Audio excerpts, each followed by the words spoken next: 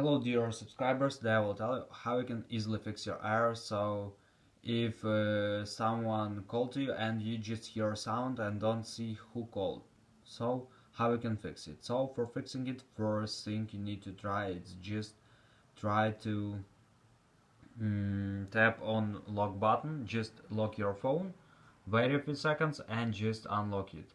So just don't press 2 times because you will decline your call.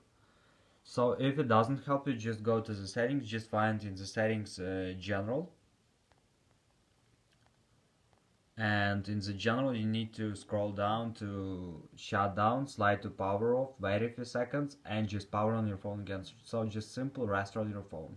If it doesn't help you, you can also try another way. So just go back to the settings, and in the settings you need to find your phone.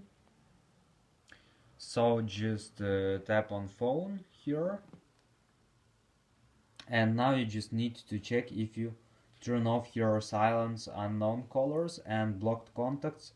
Just open this and just check if you didn't add his number here to this blocked contacts list. So just check this thing, and also just check the silence unknown callers.